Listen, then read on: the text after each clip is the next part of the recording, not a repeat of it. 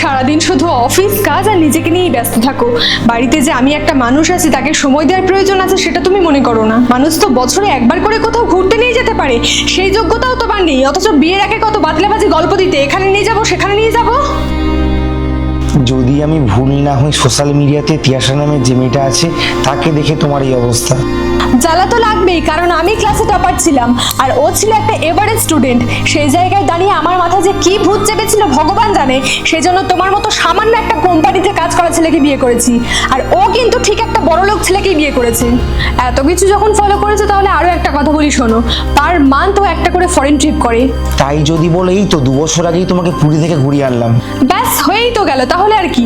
2 বছর আগে পুরী ঘুরতে নিয়ে গেছিলে, সেই ভেবে ভেবেই সারা জীবন কাটিয়ে দিই। সত্যি বলতে তোমার ডিমান্ড পূরণ করার মতো ক্ষমতা আমার নেই। ভালো খাবো, ভালো পড়বো, শুধু এটুকু হলেই আমার হবে।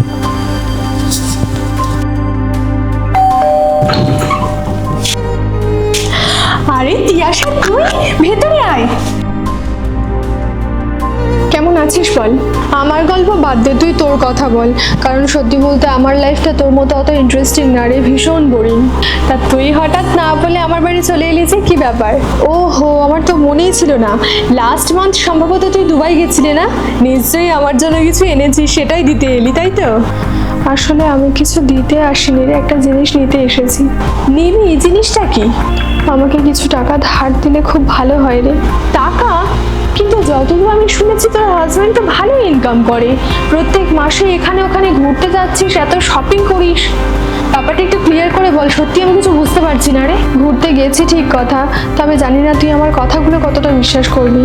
হয় ব্যাংক থেকে লোন নিয়ে, না হলে এখান ওখান থেকে ধার করে। আমি শুধুমাত্র সোশ্যাল মিডিয়ার লোকজনকে দেখাতে চাইছিলাম যে দেখো আমি কত ভালো আছি। অ্যাকচুয়ালি আমি আমার ফেসবুক বল, ইনস্টাগ্রাম বল, এই ফলোয়ার্সগুলোকে হারাতে চাইছিলাম না। এখন আমার একমাত্র ভরসা শুধুমাত্র তুই। বিশ্বাস কর, যদি হেল্প না করিস তাহলে সামনের মাসে আমি কোনোভাবেই ঘর ভাড়া দিতে পারবো না।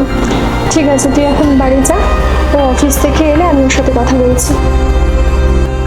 আচ্ছা ঠিক আছে, তুমি এত চিন্তা করো না, আমি দেখছি কতটা কি করা যায়। থ্যাঙ্কস।